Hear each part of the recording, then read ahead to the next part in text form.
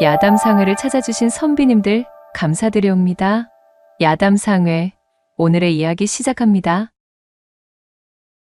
옛날 옛적 조선 중기의 한 한적한 고을에 일찍이 서당 친구였던 오생원과 허초씨가 있었습니다. 이 두 사람은 서로가 기묘하게 대척되는 삶을 살아오고 있었답니다. 오생원은 일찌감치 서책을 붙잡고 있던 시간을 포기하고 장삿길로 우회하여 바닥부터 시작해 종국에는 차곡차곡 알차게 부를 획득하고 비로소 떵떵거리는 알부자가 되어 부족함 없이 지내고 있었지요. 허나 반대로 허초씨는 예전부터 한결같이 책을 곁에 두고 열심히 과거에 정진하였으나 연일 낙방을 거듭하는 통에 가세가 급격히 기울어진 선비였습니다. 비록 지금의 사정은 이리 격차가 벌어진 모양새로 이 두 사람의 엇갈린 모습이 제법 차이가 있다 하지만 늘 지금과 같은 모양새는 아니었습니다. 시간을 거슬러 올라가 보면 어려서부터 매우 영특했던 허초씨는 서당 시절 훈장과 학동들의 칭찬을 달고 지내던 그야말로 신동이라 불리던 아이였습니다. 뛰어난 실력과 더불어 그 성품 또한 올곧고 정의로우니 그의 곁에는 항시 사람들이 모여들었고 늘 인망이 두터운 모습을 보였습니다. 반면 오생원은 큰 두각을 내지 못해 그저 그런 학동 중 하나로 지낼 뿐이었지요. 소시적부터 특유의 꽁한 성격에 기본적으로 질투와 욕심도 심하여 주변 사람들과 잦은 마찰을 빚었고 늘 사람들의 빈축을 사곤 했답니다. 게다가 집안 형편도 여유롭지가 못하였으니 서당 학동들의 공공연한 놀림감이 되어 지내고 있었지요.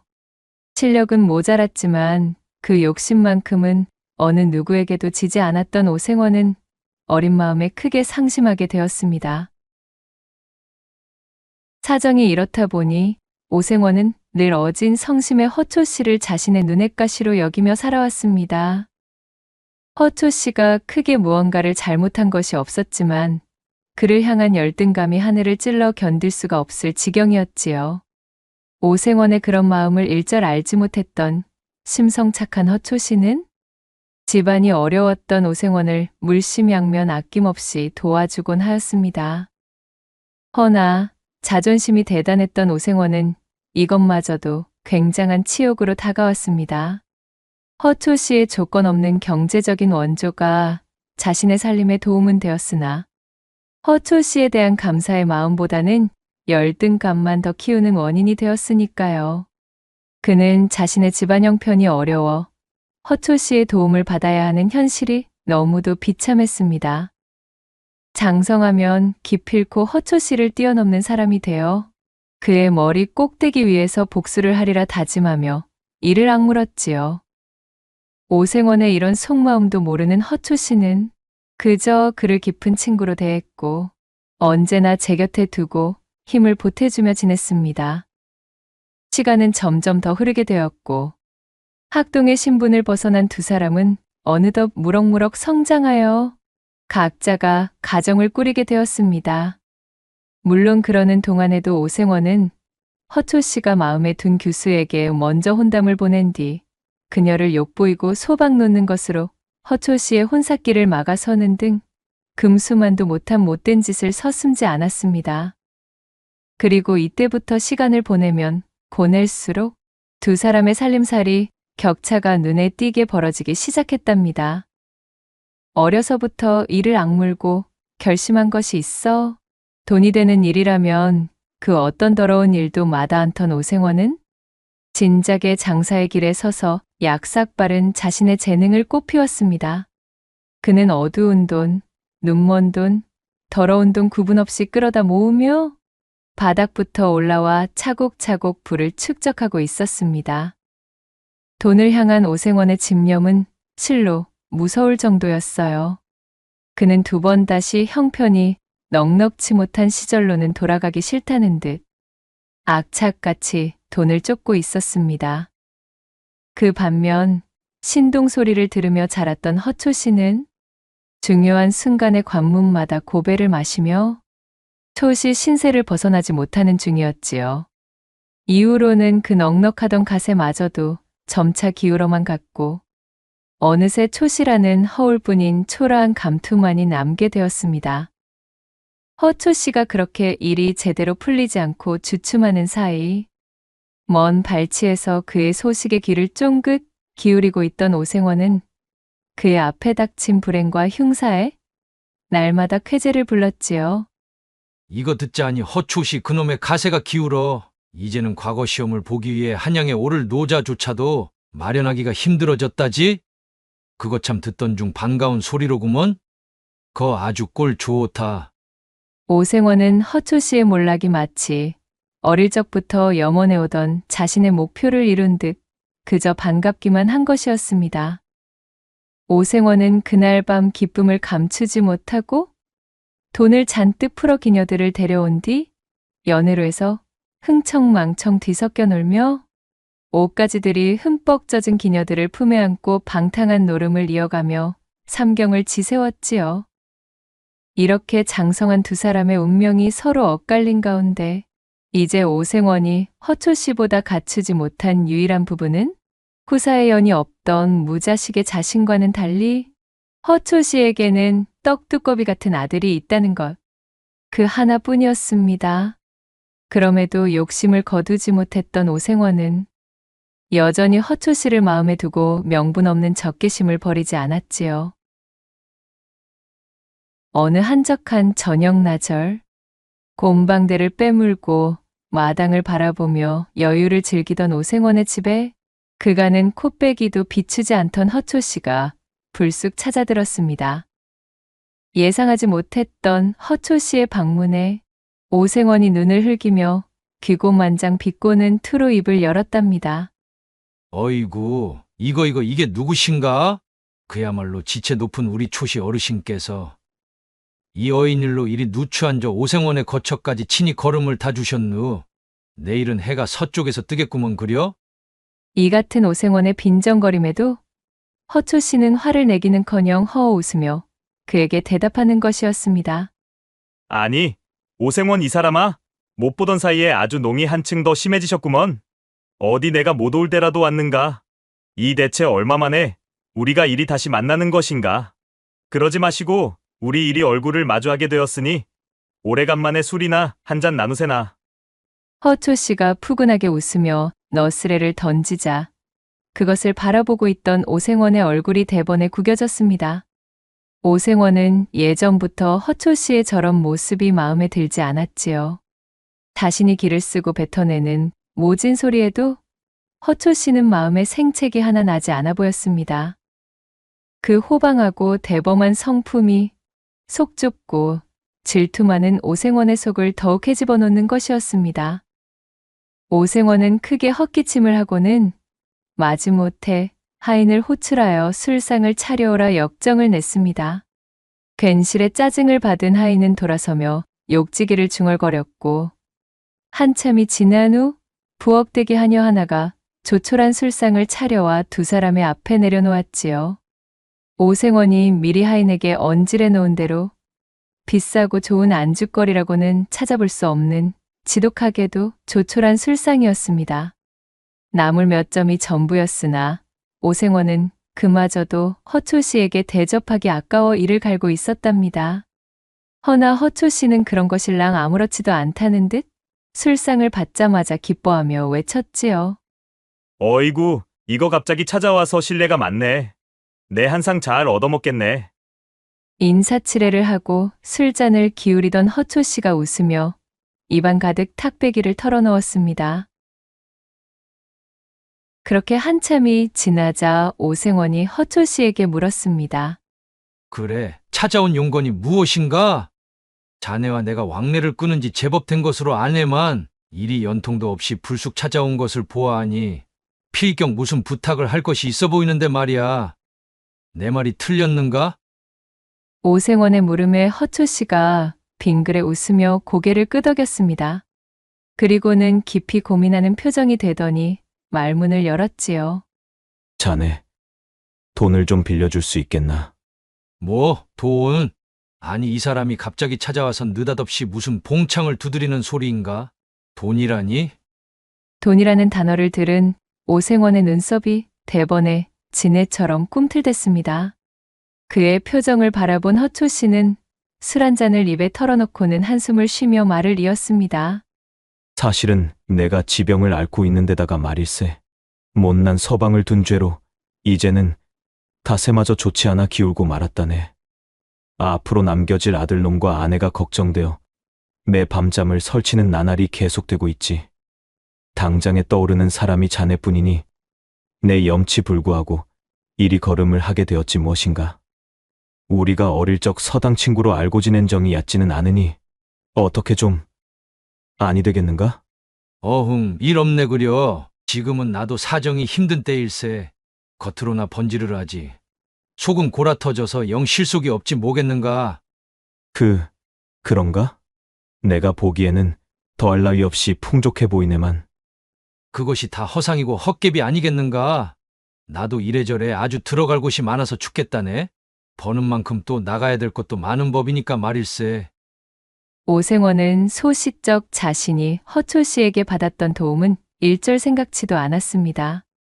그저 바로 지금 이 순간 허초 씨가 자신에게 고개를 숙이며 조아리는 상황이 너무나 고소하여 짜릿한 쾌감을 느끼는 것에만 몰두한 그는 잔뜩 거드름을 피우며 중얼거렸지요. 게다가 오생원에게 돈이란 제 목숨보다도 소중한 것이었습니다. 쉽사리 내어줄 리가 만무했지요. 오생원의 매몰찬 대답을 들은 허초 씨는 하는 수 없다는 듯 기운이 쏙 빠진 목소리로 다시 입을 열었어요. 저기, 그렇다면 말일세. 내 아들 자네도 알지? 내 아들놈만이라도 자네가 데려다가 장사를 좀 가르쳐 주시게나. 이놈이 책을 들여다보는 것은 게을러 입신양명의 기틀을 마련하긴 요원해 보이나. 머리는 제법 영특하여 샘 하나만큼은 아주 뒤똥차게 재빠르다네. 허초 씨는 오생원의 곁으로 바짝 붙어 그의 무릎을 잡고는 통사정을 하며 읍했습니다. 아들놈이라. 모든 것이 허초 씨보다 성공했던 자신이 현재 유일하게 가지지 못했던 바로 그 아들의 존재에 관한 이야기가 나오자 오생원의 이마가 크게 실룩이며 불편한 기색이 감돌았습니다. 오생원은 술잔을 들어 벌컥벌컥 들이키고는 생각했습니다. 대를 이을 아들놈이 있으면 무얼 하나. 가세가 기우로 물려줄 재산 하나 없는 아비가 어디 제대로 된 아비라 부를 수나 있겠어? 안 그래도 아들놈 하나 있는 것으로 유세 떠는 꼬락서니가 아니 꼽던 차에 이것 참 고소하게 되었구만. 말라 비틀어진 나물만 올리라 일러둔 술상에서 젓가락을 깨작거리며 불편한 심기를 비추던 오생원이 속으로 빈정거렸지요. 말이야 바른 말이지. 허초 씨는 아들과 관련하여 오생원에게 거들먹거린 적도 없었습니다. 그저 오생원 본인의 자격지심 때문에 그리 여기고 있었을 뿐이었어요. 이윽고 오생원이 술잔을 들어 한 잔 거나하게 들이키며 말했습니다. 내 본시 여기저기에서 그런 청탁을 받아오는 것이 여러 해 있는 일이라 이거 영 꺼림칙하긴 한데 말일세. 안 그래도 내 장사수완을 배우겠다고 말이야. 전국 팔도서 값비싼 폐물을 싸들고 찾아오는 자들이 어디 한둘이어야 말이지. 오생원은 잔뜩 배짱을 튕기며 거드름을 피우고 있었지만 내심 속으로는 쾌재를 부르고 있었습니다. 그도 그럴 것이 오생원이 언젠가 한번 만난 적이 있었던 허초 씨의 아들 천석이는 허우대가 훤칠하고 매력적인 사내였습니다. 게다가 타고나기를 장사의 힘도 좋아 무거운 짐도 척척 지는 모습을 자주 보았던 터였지요. 자신의 곁에 붙이고 장터를 다니면 안 그래도 견제가 심했던 다른 장돌뱅이 장사꾼들의 불필요한 시비가 붙을 일도 없을 것이었습니다. 뿐만 아니라 천석이에게 무거운 장삿짐 보따리를 넘기면 그간 오생원이 손수짐을 이고 다니며 기진맥진 힘을 빼던 고된 경험들도 더 이상 겪을 필요가 없었습니다. 천석이에게 넘겨버리면 장사길에 나서며 짊어질 수고스러움도 모두 덜 수 있었지요.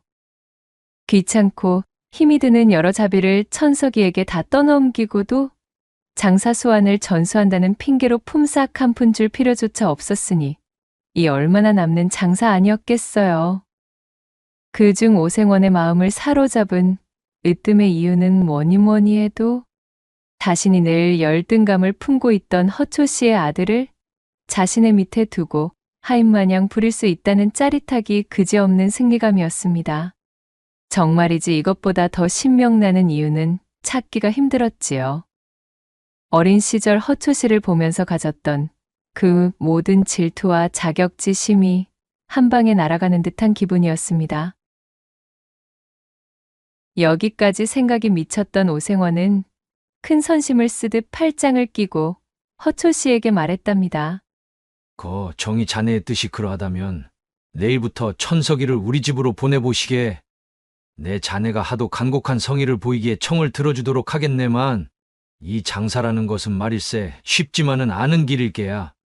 각오 단단히 하시고 보내는 것이 좋을 것이란 말일세. 아이고, 참으로 고맙네, 고마워. 내 자네의 이 호의는 결단코 잊지 않음세.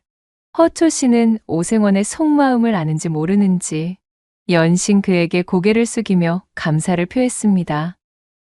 그리하여 잠시 후 술자리는 파하게 되었고 허초 씨가 한결 가벼운 발걸음으로 집으로 돌아가자 그의 뒷모습을 바라보고 있던 오생원은 비열한 웃음을 지으며 사랑방으로 들어가 버렸지요. 멍청한 놈. 어디 애비 잘못 만나서 고생하는 아들놈의 얼굴을 보고도 내게 감사하다는 소리가 나오는지 보자. 아니, 영감. 오랜 친구를 만나셨던 거 아니셨어요? 어찌 이리 기색이 언짢아 보이십니까? 후사를 보지 못해 진작에 쫓아내버린 본처 대신으로 젊고 예쁜 맛에 들인 후처가 오생원에게 다가오며 묻자 오생원이 버럭 성질을 내며 일갈했습니다. 못이 어쩌? 친우는 연병을 누가 얼어 죽을 놈의 친우야? 쓰잘데기 없는 소리 하지 말고 싸게 이부자리나 피고 들어누워봐. 이 여편네야. 언제까지 우리 집에 대를 이을 아들놈을 가져다 놓지 않을 셈이여? 내 본처가 그것 때문에 쫓겨났다는 소리도 못 들어보았는가? 오생원의 외침에 무안해져 얼굴이 홍시처럼 붉어진 첩씨를 획 잡아 채 금치미에 거칠게 눕힌 오생원은 속 시끄러운 콧김을 잔뜩 뿜고는 용두질로 그녀를 꾹꾹 눌러대는 밤을 보내기 시작했습니다. 그리고 다음 날 날이 밝은 아침 대바람부터 허초 씨의 아들 천석이가 오생원의 집을 찾아들었습니다. 허초 씨의 부탁대로 오늘부터 본격적인 오생원의 시동 노릇을 하기 위해 찾아온 것이었습니다. 꾸벅 고개를 숙이며 인사하는 천석이를 내려다보던 오생원은 뒷짐을 진 채 헛기침을 쏟으며 거드름 가득한 태도로 입을 열었지요. 너희 아비가 하도 극진히 청하였기에 내 하는 수 없이 너를 드리는 것을 수락했느니라. 내 앞으로 너에게 장사의 기본과 나아갈 길을 알려주도록 할 터이니 곁에서 항시 나를 제대로 보필하며 어깨 너머로 잘 배워보도록 하여라. 알겠느냐? 예, 생원 어른, 여부가 있겠습니까? 부디 맡겨만 주십시오. 미력 하나마 최선을 다할 것을 다짐하고 약속드리겠습니다. 그래. 능력 없는 못난 아비를 둔 너에게 무슨 죄가 있겠느냐? 이것이 다 제 가정을 제대로 건사하지 못한 내 아비가 쌓은 죄건을 어찌되었든 천석이 내 놈은 나의 밑에서 한 3년만 굴러먹다 보면 그 이후로는 너 혼자서도 밥값 정도는 할 수 있을 수준으로 커 있을 터이니 너무 걱정일랑 말거라. 네, 생원 어른, 앞으로 열성을 다해 보필하겠습니다. 오생원이 마치 들으라는 듯 자신의 아비를 면전에서 대놓고 욕보임에도 천석이는 별다른 반응 없이 듬직하게 인사를 올리며 결의에 찬 눈을 보였습니다. 그런 천석이를 흘끔 흘겨보던 오생원은 마땅찮은 눈빛으로 몸을 획 돌려 마당 안쪽으로 들어가 버렸지요. 그날 이후로 오생원은 근 달포 동안을 천석이를 데리고 다녔습니다. 이른바 전국 팔도를 돌아다니는 유랑 장사길에 천석이를 동행시킨 것이었어요. 말이 팔도 유랑 행상이었으나 사실 장사미천이라고는 다름 아닌 오생원의 집에서 직접 만든 조악한 가짜 강장 청심환이나 가짜 해구신 검포, 또한 가짜 기력 보양제 등이었습니다. 그것들을 비싼 상품인양 비단보에 잘 말아 포장하여 괴짝에 차곡차곡 쌓아 올린 것을 천석이에게 짊어지게 하였고, 오생원은 앞장서서 단골, 고객들의 집들을 방문하여 기세 좋게 그것들을 팔아댔습니다.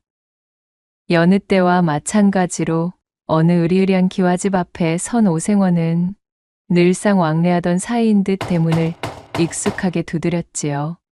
인기척에 하인이 나와 문을 열어주었고, 그렇게 대궐 안으로 들어간 오생원이 집주인과 반갑게 인사를 나누었습니다. 집주인은 그야말로 나이가 지긋한 영감이었지요. 아이고 이보게 오생원, 어찌 이리 걸음이 늦었는가? 내 자네를 기다리느라 눈이 빠지기 일보 직전이었자는가? 어르신, 그간 강령하셨습니까? 그래, 별고는 없었지요. 기사, 제가 항시 공급해드리는 그 강장제를 드시고 별고가 있을 리가 있겠습니까마는. 물론이지. 그렇고 말고. 그나저나 자네, 지난해에 꼭 구해준다던 물건, 이번에야말로 가지고 왔는가? 단단히 기억하고 있겠지. 이번에야말로 반드시 구해놓겠다. 나와 깊이 약조하지 않았는가? 노쇠한 몸으로 장기침을 해대던 영감이 곁에서 부채질을 하며 심드렁이 두 사람의 대화를 듣고 있던 젊은 첩실에게 손짓을 했습니다. 뭔가 중요하고도 비밀스러운, 그러면서도 첩실에게 보여서는 안 되는 거래라도 하는 듯한 낌새였지요. 첩실은 콧방귀를 끼고는 몸을 돌려 방에서 나가버렸고, 그런 첩실의 엉덩이를 음흉한 눈빛으로 훑던 오생원이 대답했습니다. 어이구, 영감님, 입 아프게 말한들 무엇하겠습니까? 안 그래도 내 이놈을 구해놓기 위해 조선팔도 안 나가본 바다와 안 들러본 섬이 없습지요. 진귀하다는 소문이 팔도로 퍼져나가 있는 통에 이 물량이 턱없이 부족하지 뭡니까? 전국서 아저씨가 마른 귀한 물건이지요. 오, 그래. 참으로 고생이 많았네. 어디 좀 보여주시게. 어디 그뿐이겠습니까? 이것을 구해 돌아오는 길에는 해적까지 만나버린 통에 참말로 죽을 뻔하였지요. 이리도 어렵사리 구한 물건이니 가격은 제대로 잘 쳐주셔야 하겠습니다. 자, 천서가 여기 영감님께 우리 물건을 보여드리거라. 오생원의 하명에 천석이 짊어지고 온 짐짝을 열어 비단 보따리를 풀어 보였습니다. 그러자 고급스러운 향나무 상자 안으로 소중하게 감싸둔 기력보양제가 영감의 눈에 들어오는 것이었지요.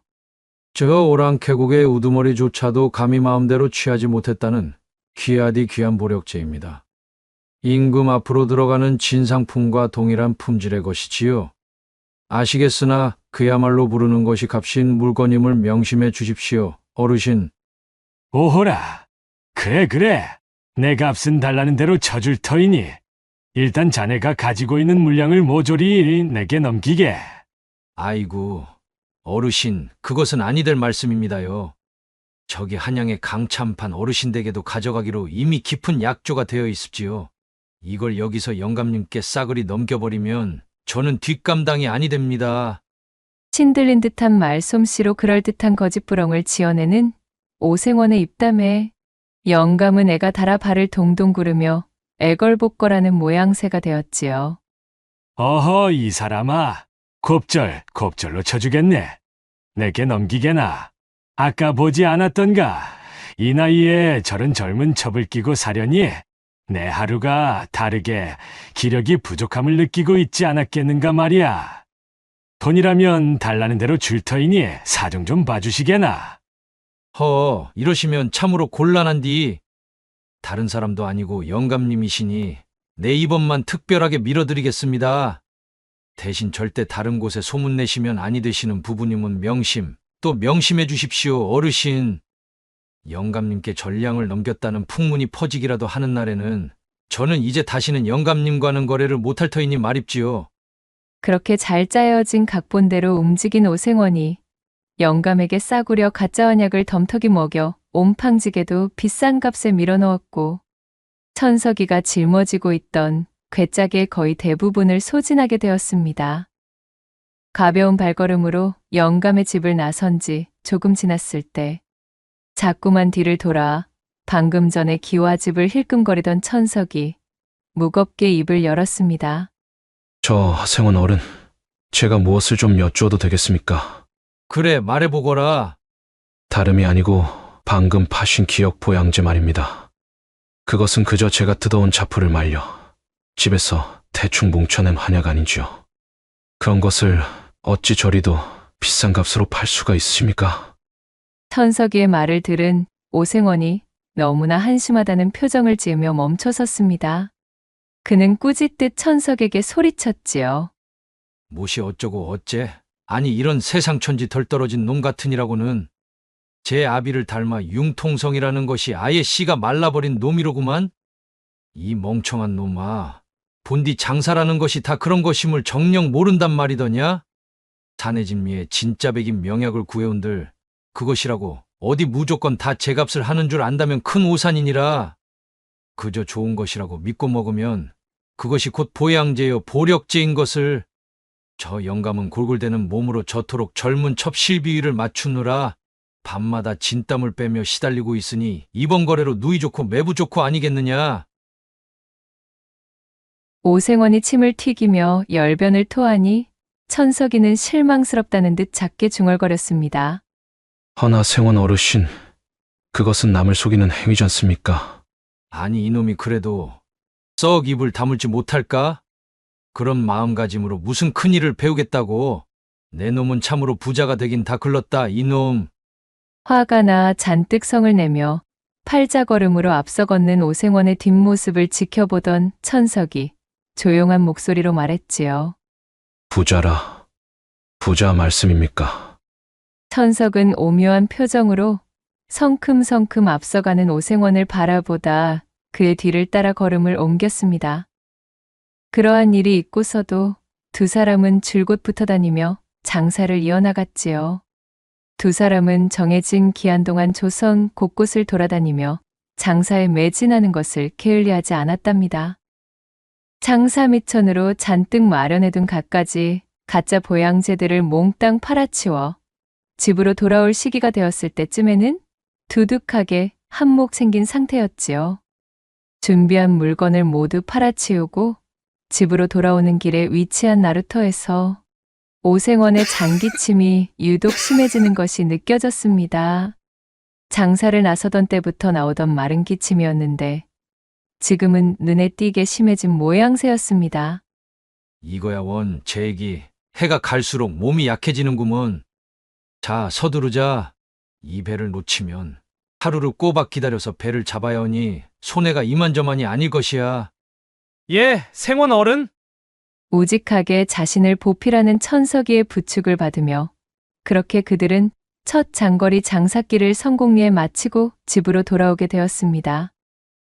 함께 다녀보니 오생원의 생각보다도 천석이는 더욱 쓸모가 많았습니다.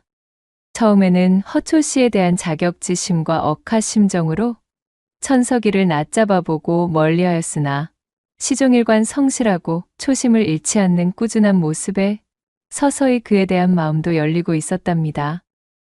오생원은 그 이후로도 천석이를 데리고 곧잘 장사를 나가게 되었고 그렇게 꼬박 3년이라는 시간을 방방곡곡 조선팔도를 누비며 장사를 하며 천석이를 가르치게 되었습니다.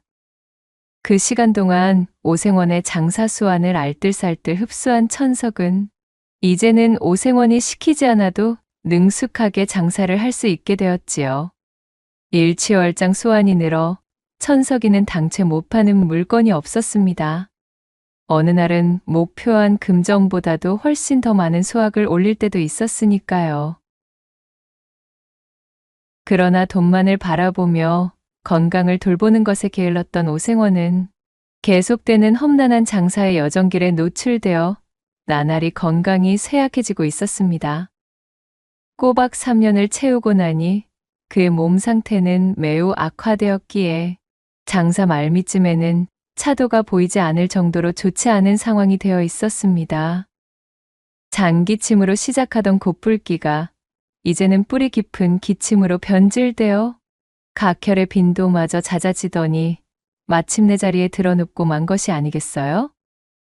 순식간에 앙상해진 몸으로 자리에 몸져 누워있는 오생원에게 한 짐 가득 장사거리를 실어나가 몽땅 팔아치워 엽전을 두둑히 챙겨온 천석이가 다가서며 걱정스레 말했습니다.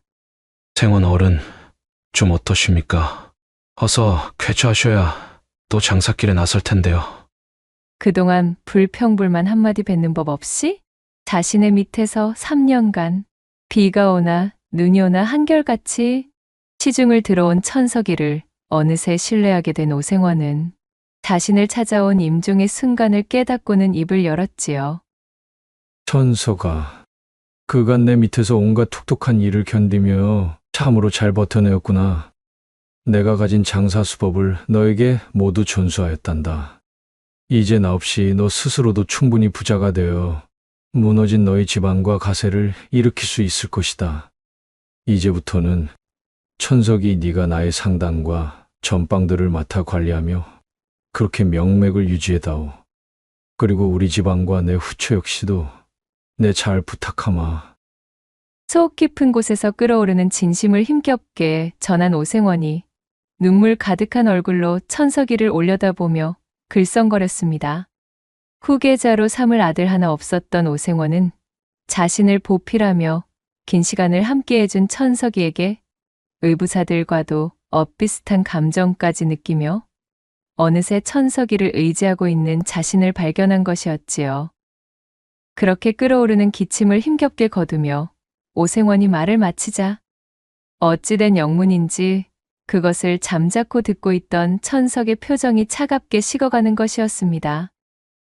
흉흉한 눈으로 오생원을 내려다보던 천석이 무겁게 운을 떼었어요. 부자 말씀이십니까? 생원 어른, 저는 그런 식으로는 부자가 되고 싶지 않습니다. 제가 추구하는 길은 음험한 노인네에게 가짜 환약이나 밀어넣으며 거짓된 강장제를 권하는 그러한 방식은 아니죠. 허나 말씀하신 대로 생원 어르신의 후처분 만큼은 그리 걱정하지 않으셔도 될geb니다. 어르신의 말씀이 없으셔도 이미 오래전부터 제 선에서 잘 보살펴드리고 있었으니까 말이죠. 천석이의 의미심장한 말에 오생원이 대체 이것이 무슨 소리인가 싶어 어리둥절하던 그때 마침 방문을 두드리며 오생원의 후처가 들어왔습니다. 그녀의 손에는 오생원에게 먹일 약사발이 담긴 소반이 들려 있었지요. 처음에는 사이좋게 부부 생활을 영위하고 있었지만 전처와 마찬가지로 후처인 그녀에게도 도무지 상기가 찾아올 기미를 보이지 않자 이에 크게 실망한 오생원은 그녀를 구박하며 나날이 모질게 대하고 있던 참이었습니다. 허나 다행인지 불행인지 후처는 그 천성이 곱고 어지럽기에 오생원의 몹쓸 구박을 묵묵히 감내하며 지금까지 그를 제아비로 따르고 있었지요. 두 여인 모두에게 후사를 기대할 수 없었음에 오생원은 모든 것을 체념하고 포기하려던 참이었습니다. 여보, 좀 어떠셔요? 이 약을 좀 들고 어서 쾌차하셔야지요. 여기 약을 우욱. 아니 그런데 이게 무슨 일이겠어요? 오생원에게 약사발을 내려놓으며 앉던 젊은 후처가 탕약의 후텁지근한 냄새를 맡더니 갑자기 헛구역질을 하는 것이 아니겠어요? 그 모양새가 여느 헛구역질과는 달랐음을 한눈에 알아차릴 수가 있었답니다. 자리에 누워있던 오생원이 그것을 알아차리고는 두 눈을 부릅뜨며 말했습니다. 뭐시여? 아니 이게 무슨... 언제부터요? 몇 달이나 되었는가? 그의 추궁에 화들짝 놀란 젊은 부인은 그저 고개만 떨굴 뿐 말이 없었습니다. 그때 천석이가 오생원의 말을 가로채며 입을 떼었습니다. 어르신의 씨가 아니니 안심, 아니 관심은 끄셔도 좋습니다. 아마도 이제 석 달 차 되었을geb니다. 지피는 밤으로 셈을 해보면 아마 그쯤일 테지요. 3년간 장삿길에 나서며 자신의 젊은 처와 합방한 적이 일절 없었던 오생원이 천석이의 말에 돌아가는 상황을 퍼뜩 알아차렸지요. 어쩐지 밤만 되면 후처가 묘하게 자신이 잠들기만을 기다리는 눈치를 보인다 싶었는데 이런 속사정을 숨기고 있었을 줄은 몰랐던 것입니다. 털썩같이 믿고 있었던 임종을 앞두고서야 자신을 돌아보며 인정해주려 하였던 천석이가 자신의 후처와 야음을 틈타 몰래 정본을 낸 것도 모자라? 그래, 그 씨앗까지 잉태하게 되었다니요. 참으로 기가 차고 코가 막힐 노릇이었습니다. 아니 뭐시라? 이 이놈이 내 놈이 감히 내쳐와. 믿었던 도끼에 발등이 찍힌 분노에 핏발 가득 선 눈으로 무섭게 천석이를 올려보던 오생원이 깊은 기침을 하며 소리쳤습니다. 부들부들 떨리는 손으로 천석이의 멱살을 쥐려 했지만 병든 몸이 그의 뜻대로 움직여줄 리가 없었어요.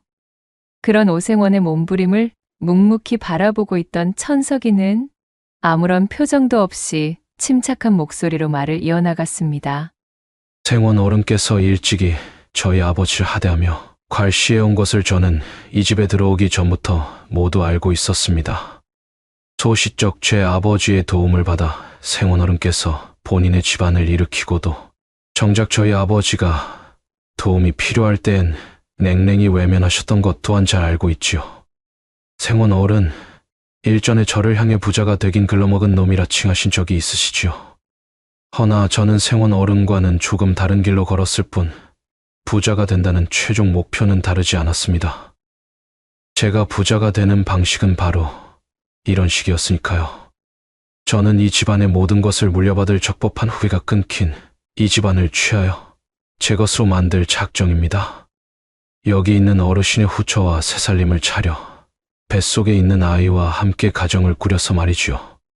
언제부터 담아왔는지도 모를 천석이의 진심이 담긴 잔잔한 분노에 오생원은 할 말을 잃은 채 입만 벙긋거릴 뿐이었습니다.